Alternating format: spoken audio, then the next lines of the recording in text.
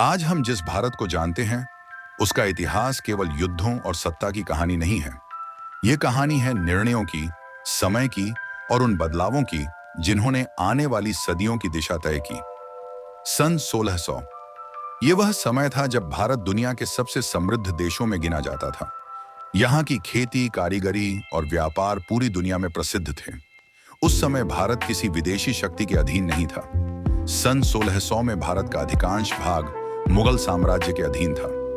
एक संगठित शासन व्यवस्था थी, मजबूत किले थे, भव्य महल थे और प्रशासन केंद्र से संचालित होता था। कानून, कर प्रणाली और सेना सब कुछ सुव्यवस्थित था। भारत उस समय कमजोर नहीं, बल्कि राजनीतिक और आर्थिक रूप से अत्यंत शक्तिशाली था। उस दौर में साधारण लोगों का जीवन सरल था, लेकिन परिश्रम से भरा हुआ। गांवों में खेती की जाती थी, मिट्टी और लकड़ी के घरों में लोग रहते थे और दैनिक जीवन प्रकृति के अनुसार चलता था। कपड़े हाथ से बुने जाते थे, भोजन ताजा और प्राकृतिक होता था और दिन की शुरुआत सूर्योदय के साथ होती थी। बिजली नहीं थी, मशीनें नहीं थीं, लेकिन जीवन में अनुशासन और संतुलन था। इसी समय समुद्र के रास्ते कुछ विदेशी व्यापारी भारत पहुंचे। वे स्वयं को व्यापारी बताते थे और कहते थे कि वे केवल व्यापार करना चाहते हैं। मसाले, कपड़ा और सोना, यही उनके व्यापार के मुख्य साधन थे।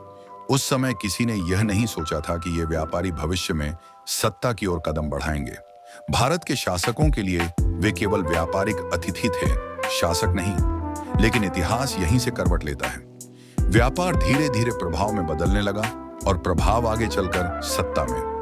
सन 1600 का भारत गरीब नहीं था, लेकिन इतिहास केवल शक्ति से नहीं, बल्कि सही समय पर लिए गए निर्णयों से बनता है। आने वाले वर्षों में ये व्यापारी शासक बन गए और भारत का इतिहास एक नए और कठिन दौर में प्रवेश कर गया।